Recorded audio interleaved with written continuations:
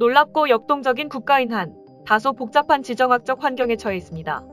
한편으로는 북적이는 적대적인 핵무장을 한 이곳이 있습니다. 반면에 세계 엄청난 영향력을 가지고 있는 강력한 공산주의 중국이 있습니다. 또한 우리는 공화국의 관계가 한산걸 끌었던 일본에 대해서도 잊어서는 안 됩니다. 이렇게 복잡한 상황에서 동맹국이만 의존할 수는 없습니다. 미국이 그들 중 첫 도민권입니다. 지속적으로 자신의 공격을 증가하는 것이 필요합니다. 그리고 무엇보다도 적시에 항공기를 갱신하는 것입니다. 그런데 이거 쉽게 흠이 없습니다. 이 나라의 무기는 주로 1150년대 후반부터 비행하고 있는 용매간 화이팅 발건 F-12여 타이거 2개에서 사이버 그리고 배턴 에스프레 포함한 주로 미국인들 것으로 구성되어 있습니다.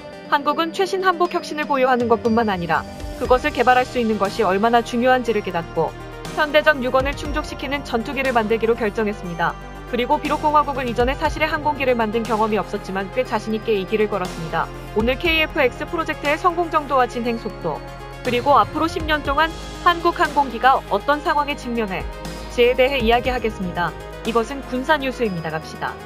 KF-X 즉 철근 메일이 의미하는 보람있는 다 역할 4세 전투기를 개발하기 위한 한국과 인도네시아 간의 합작 프로젝트입니다. 그것은 2001년에 야심찬 계획을 발표한 서울에 의해 시작되었습니다. 자카르타 이에 합의한 것은 불과 10년보였습니다. 주요 개발하는 인도네시아 항공우주산업의 지원을 받은 한국항공우주산업이었습니다. 1990년대부터 KAI는 로키드 마틴사와 함께 초석 버커트 분력이 가입 P-50 골든 이글 1개발이 많은데 이것은 새로운 프로그램에 뉴욕할 것입니다. 일본처럼 한국도 미국과 첨단 전투기의 기술 전달을 협의하고 있었습니다. 하지만 이날은 F-3호에 관심이 있었습니다. 결국 2016년 미국은 그런 위험한 조치를 취하지 않기로 결정했습니다. 이러한 거절을 한국 기술자들이 설계 단계 가속화들어 만들었고 겨우 2년 후에 청사진을 실행하기 시작했습니다. 그 개인들은 정말 거창했어요. 앞으로도 타입의 발표는 올해 4월에 시작했습니다. 1월까지 2대의 비행선을 더 선보일 계획입니다. 그리고 내년에 첫 비행 테스트가 실시되었습니다. 그 빙산의 연속 생산은 2026년에 시작될 예정입니다. 7년 안에 120개 전투 무대를 보유하게 될 것입니다. 솔직히 이것은 미디어를군요. 설명서를 보면 지수부터 시작해야 해요. KF-X는 유럽 전투기 타이푼과 F-35 사이 어딘가 있습니다. 이 전투기 길이는 17m이고 날개 길이는 11.5m입니다. 공기 역학적 배치면에서 F-21의 거의 완전한 복제품입니다. 그 모델은 1인생과 2호승 버전으로 동시에 개발되었습니다. 보람에 조성되는 외국 기업들이 적극적으로 참여하고 있습니다. 영국 회사인 마킨데 이거는 한국의 방출 좌석을 공급합니다. 미국 회사인 텍스스타스는 비행기 렌터카 안기리를 위한 투명 필름을 제작하고 있는데 이는 새 공격에 대한 저항 이력을 갖고 있습니다. 그리고 브라이언부 그룹은 한국 항공기를 위한 발전기 엔진 펌프 그리고 다른 시스템들 위한 대전 시스템을 설계하고 생산할 것입니다. KF-X 낮은 가시성에 대해서는 한 가지 있길래 막아 있었습니다. 스텔스 기술의 사용에도 불구하고 첫 번째 모델은 내부 무기 구백이 없기 때문에 모든 미사일은 외부 서스펜션 지점에 장착되어 합니다. 이렇게 하면 저 레이더의 항공기가 자동으로 표시됩니다. 미래에는 카이 설계자들이 무기를 안이 되지 할 계획입니다. 일부 부품은 해외에서 공급될 것으로 추정되었으며 여기에는 미국에서 제작된 알파가 장착된 현대식 레이더가 포함됩니다. 하지만 미국은 레이더를 제고하지 않았을 뿐만 아니라 한국 레이더 개발에도 도움을 주지 않았습니다. 서울은 레이더를 구입하기 위한 대안적인 선택권이 가지고 있었습니다. 스웨덴 회사 사브, 유럽 회사 슬렉스핀 메가니카 그리고 이스라엘 항공우주산업은 그들의 서비스를 제공했습니다. 하지만 공화국은 가장 곤란한 길이 되겠고 한국의 자체 레이드를 참석하기로 결정했습니다. 국내 기업 이하나 시스템즈가 개발을 담당하고 있습니다. 발송 단계 배열이 있는 레이더에는 약 1200에서 1300개 수신 및 통신 모델이 있습니다. 이에 비해 F-21에 장착된 미국 완한 로그인은 2000개 레이더 F-30원을 1200개입니다.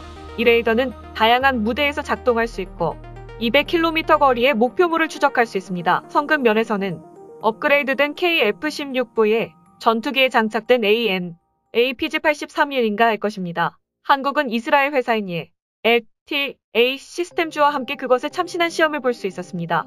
2015년 11월까지 16개가 공중 테스트에 수행되었고 그중 10개는 해외에서 수행되었습니다.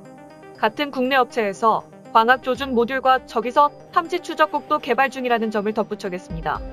앞서 많은 부츠는 보람에 있는 시야를 줄이기 위해 필요한 내부 무기 정지 지점이 없습니다.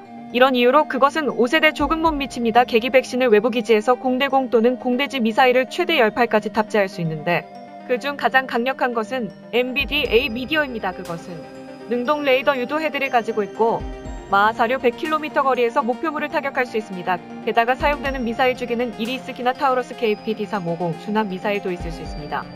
한국이 미국과의 관계를 개선할 가능성을 배제한 것은 아니며 우리는 그 전투기의 옛날에 좋은 AIN-120과 AIN-9X를 보게 될 것입니다. 우리 전투기의 시제품을 FA-50 골든 이글 것 같은 엔진 하나만 장착되어 있지만 이 아이디어는 곧 버렸습니다.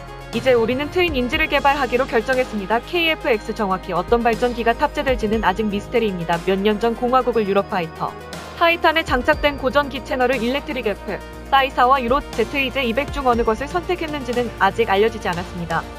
디자이너들의 진술에 따르면 그 항공기는 추가적인 연료 탱크 없이 마하 1.8과 2,900km의 범위에 도달할 수 있을 것입니다. 이 프로젝트의 엄청난 가격에 대해서는 따로 말씀드릴 가치가 있습니다. 보람의 개발에 이미 80억 달러 이상이 지출되었습니다. 각각의 한국 전투기는 1억 7천만 달러의 비용이 될 것입니다. 주로 한국의 책임이 이 프로그램에 대한 기금은 비용의 80%를 부담할 것입니다. 나머지 20%를 파키스탄에 지불해야 하는데 파키스탄에 종종 제때 지불하지 못합니다. 이러한 상황은 심지어 자카르타가 EQ100에서 철수할 것이라는 소문을 불러일으켰습니다. 인도네시아 엔지니어의 귀국 정보는 크로블 19 때문에 이런 상황만 심화되는 것 같습니다. 하지만 꼭 모든 엔지니어들이 돌았고 소문이 판지되었습니다. 오늘날 한국은 여전히 KF-X를 인수가는데 관심이 있습니다. KF-X를 자세히 살펴보면 한 가지 질문만이 있습니다. 외주 5세대 기계를 이미 하드를 보내고 있고 미국과 중국은 심지어 6세대 대해 이야기하고 있는데 왜 그렇게 필승 프로젝트를 만들까요?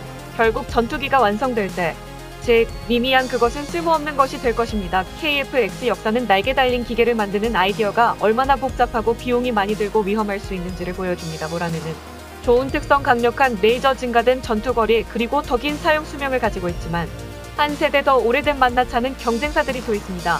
그래서 우리는 전투기가 협력 9개 군대 들어갈 때만 그것을 기능을 평가할 수 있습니다. 그리고 항상 그렇듯이 저희에게 좋아요를 눌러주시고 여러분의 의견을 댓글로 공유하고 구독하는 것을 잊지 마세요. 곧 만나요. 3 스텔스기를 구상하고 있지만 대신 외국의 영감을 받은 5세대 디자인에 안전할 것 같습니다. 중국분이 6세대 전투기에 대한 작업을 시작한 것으로 알려졌는데 인도 공군은 2020년 10월 8일 열린 공군의 날 6세대 전투 시스템을 개발하겠다는 계획을 공식적으로 발표했습니다. 라켓 시바다 우리와 인도 공군 수장은 그들의 진보된 중형 전투기가 6세대 기술에 갖게 될 것이라고 말했습니다. 현재 미국은 2개 프로젝트를 하나로 두고 있습니다. 공군의 두 가액은 스텔스 폭격기 고생하는 장거리 스텔스 전투기와 해군의 FA-XX-입니다. 지금까지 보잉 로키드 마틴 로드를 그림하는 대부분 동일한 기술들을 특징으로 가는 그들만의 6세대 개념을 공개했습니다. 5세대 전투기의 두 가지 핵심 특징은 포임작에 여전히 매우 중요합니다. 이 두 가지는 은밀한 기자들과 장거리 미사일들로 우리에게 은밀하고 가시거리가 기회기 스타일이 여기에 머물러 있다는 것을 알려줍니다. 논리적으로 S-400것 같은 비용 효율적인 지상 기반 반공 시스템에 대응. 하이어 스텔스 항공기는 접근 금지 지역 거부 버그를 침투하고 이러한 위협을 안전한 거리에서 제거할 수 있어야 합니다. 게다가 스텔스기는 공주 적게 매수도 비스텔스기를 훨씬 증가합니다. 따라서 낮은 레이드 함량과 레이더 흡수 재료는 6세대 전투기의 필수 기능이 될 것이지만 4세대 전투기의 추가 기능에도 미치지 못합니다. 일부 이름과들은 이름이랑 비치네요. 첨단 센서 기술에 의해 결국 쓸모없게 될 수도 있고 은밀한 기재된 한전이나 무기처럼 쉽게 업그레이드 될 수 있다고 주장합니다. 따라서 방해 전자정보와 적외선 은폐 방어 또한 중요해질 것이고 치아를 벗어난 미사일은 핵심 기술로 남을 것입니다. AIM-120기와 같은 원거리 미사일은 이미 100날 이상 떨어진 목표물을 타격할 수 있지만 절대에서는 밀접한 전투기의 목표물을 대해 상당한 살상 가능성을 가지게 된 훨씬 더 가까이에서 발송해야 할 것입니다. 하지만 영국 분석이나 중국 PL-15 같은 공정 미사일의 고속 에어투어를 탑재한 신형 렌즈 텐즈는 그 반대의 입을 나타내며 적들을부터 더 먼 거리에서 전투를 벌여야 할 미래의 공구 천사들에 간 일배를 보여줍니다. 멋진 엑스레이시 아나키 행사 헬멧입니다. 정교한 헬멧을 대해 F-35는 선구자 로 탑재 디스플레이로 조종사가 주요 기계 데이터를 교체하면서 기치를 동한 우세 상황을 꿰뚫어보고 헬멧을 장착된 보기를 통해 목표 미사일을 조절할 수 있도록 합니다. 이러한 헬멧은 아직 해결해야 할 중요한 문제가 있지만 조정석 계기판의 대체가요. 미리 저트기에서 표준 사양이 될 가능성이 높습니다. 음성 찾던 명령 인터페이스 또한 전투기 조종사가 예상하는 과중한 업무 보완을 원활시키는 데 큰 가치가 있을 것입니다. 대형 기재된 엔진을 개선합니다.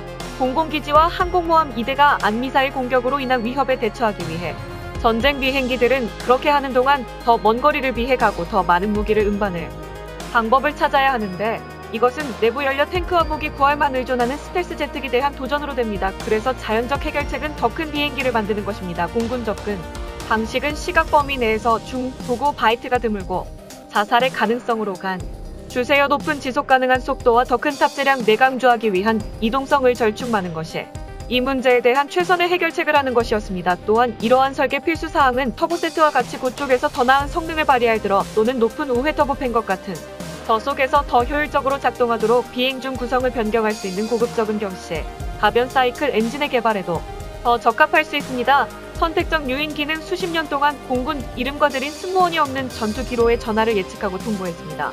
이러한 전투기가 조종사에게 부과하는 생명의 위험을 방지하고 물론 값비싼 추가 무게를 억제하기 위해서입니다. 하지만 새로운 기술이 그 시기에 비약적으로 발전한 반면 해군과 공군은 그러한 변화를 거리왔습니다. 주로 비용과 위험이 수반되지만 문화적 요인도 있을 것입니다. 예를 들어 미국 해군 조종사들인 요인 항공기에 연휴를 진입하기 위해 계획된 항공모함 스페이스 공격 드론의 용도를 대형 선박으로 바꾸는데 성공했습니다. 따라서 여러가지 이유로 인해 6세대 개념은 조종사가 탑승하거나 탑승하지 않고 비행할 수 있는 선택적 유인 항공기에 대한 아이디어를 발전시키고 있습니다.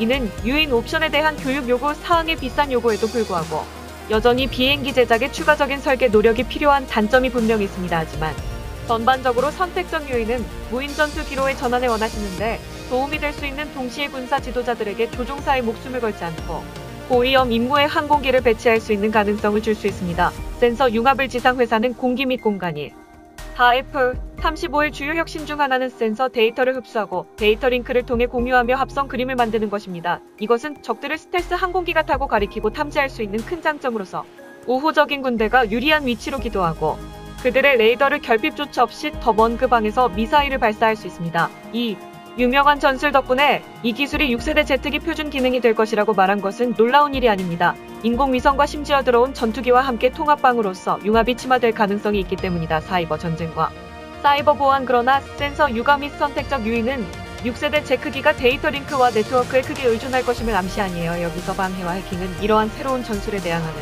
주요 역할을 할 수 있습니다. F-35S, A, LIS 억압된 지상 기반 물류 네트워크는 효율성이 상당한 개선을 약속했지만 또한 전체 기지와 착륙한 항공기를 잠재적인 사이버 공격에 또 주시겠습니다. 6세대 한전 시스템은 전자제품과 사이버 전쟁에 비해 회복력이 필요할 뿐만 아니라 적에 대한 공격도 동시에 발진할 수 있어야 합니다. 인공지능 이 모든 센서, 통신 무기 시스템과 함께 발생하는 한 가지 큰 문제는 그것들이 너무 복잡해서 인간의 두 대가 작업 처리 시간을 따라가지 못한다는 것입니다. 조정사도 비행기를 조정해야 한다는 것을 기억하세요. 일부 4세대 제트기들은 뒷좌석의 무기 시스템 담당관에 겉들인답니다. 5세대 스텔스 전투기들은 모두 1위 순위였습니다. 균형을 맞추기 위해 공군은 전투기 관리의 일상적인 업무를 처리하기 위해 인공지능을 연구하고 있습니다. 일터로 일하면서 어떤 데이터가 조종사에게 제시될 수 있을 만큼 적절하지 핫하기도 합니다. 게다가 인공지능과 기계가 구분 이론의 조정을 담당할 수도 있습니다. 그런 및 천물이 2016년 10월 2대 F 스타일 슈퍼보넷 10-3 홀딩스 드론을 중국 보수 상공에서 테스트를 진행했습니다. 인공지능 벌집 라인대에 힘입어 그러는 지정된 목표 지점 이루어 메뚜기 떼처럼 몰려내려가는데 성공했습니다. 비료가미까지 시계 드론이 이미 이전에 실전에 사용된 적이 있지만 얼마나 상대적으로 작고 저렴한 드론이 특히 무서운 무기가 될 수 있는지 여전히 쉽게 할 수 있습니다.